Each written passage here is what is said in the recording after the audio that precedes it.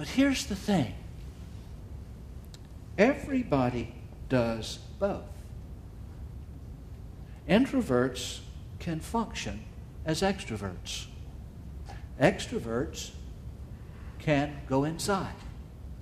They can be introspective. It takes energy. It takes some understanding.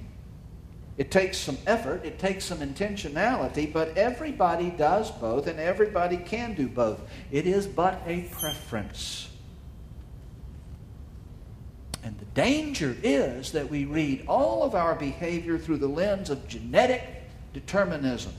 It's just the way I am. Live with it. Deal with it.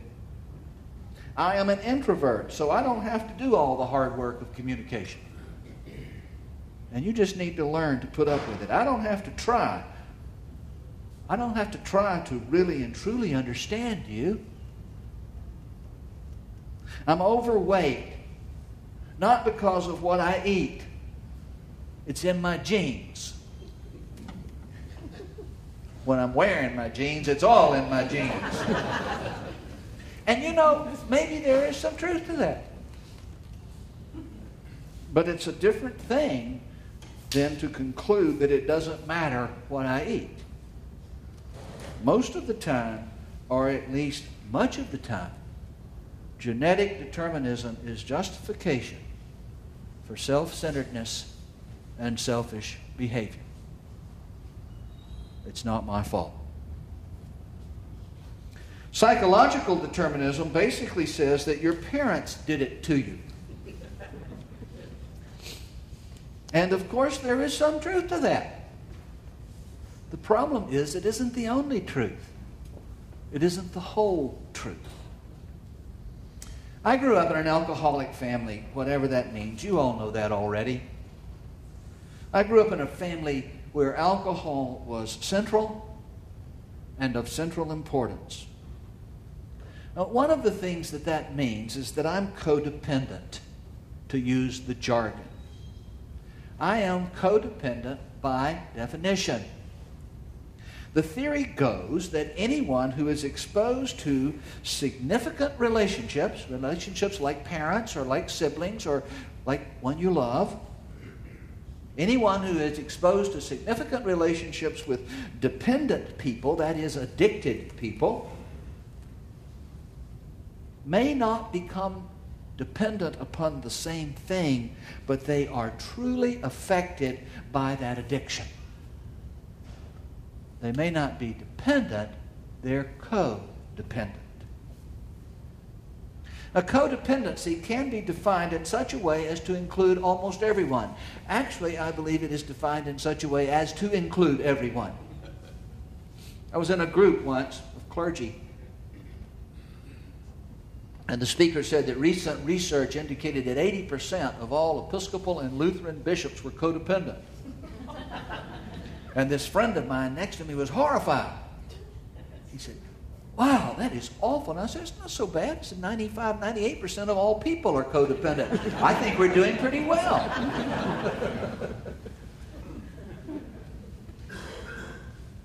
That is probably true, at least in the Western world, as it is shaped by affluence and materialism.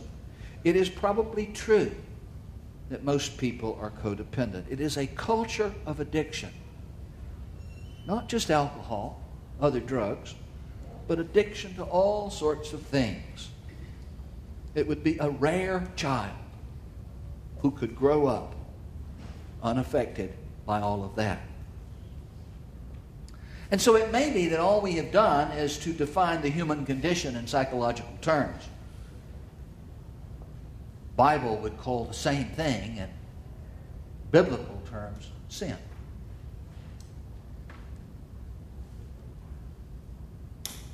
The diagnosis may be accurate, but not very helpful.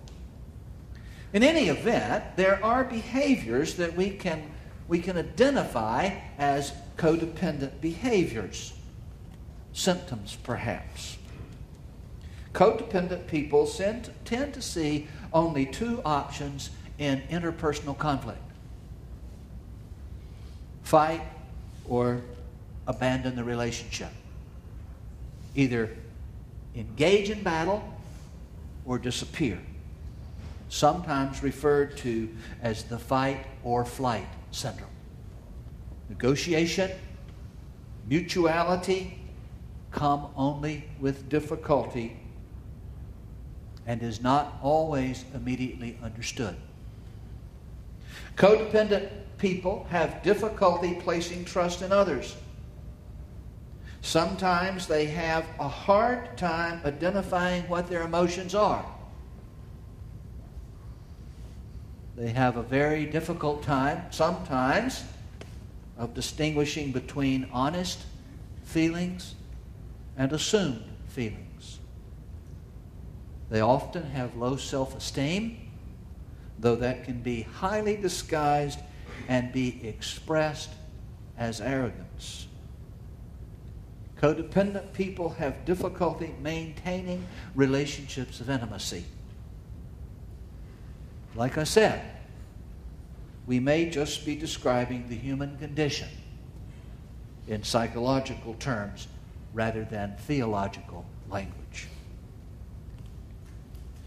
Now, psychological determinism tells me, not everybody, but tells me, the adult child of an alcoholic family, tells me that I am a captive of that codependency. I am destined, predestined to limitations in personal relationships because of the way I was raised. And what's more, and this is the fun part, it's not my fault. It's my parents' fault. That's just the way I am. So if I use you, deal with it. Live with it. Social determinism, what is sometimes called environmental determinism, says that the world around me does it to me. I am the way I am because of my spouse, my boss, my friends, my children, you, or the people who live next door. I am unhappy because others don't understand me. I am cynical because other people don't behave right. I am angry because of what other people do to me. If only the rest of the world were different. Think of what a wonderful place it would be. If only everyone were like me, it would be so easy to get along. Social determinism is more subtle. It is less obvious than the other two, but I think it is maybe even more pervasive in our culture. Most people I know quickly assume the responsibility for other people's feelings and deny the responsibility for their own feelings. Most of the people that I talk to who are in the process of getting married assume at an almost unconscious level, perhaps even an unconscious level, that each of them has the responsibility to make the other happy. The idea of sharing happiness and sadness and joy and disappointment is a faint glimmer, if it exists at all. The idea of being responsible for your own feelings, and further still, your own happiness, is indeed rare. I have had people tell me in various ways, on repeated occasion, with great sincerity of conviction, that they can't feel certain things because their spouse won't permit it. If I didn't package his meals, he wouldn't eat. Now, I am not talking about any of us. We're different. I'm talking about all those people out there. So you probably had a hard time understanding some of the things I was talking about because they were so foreign to you.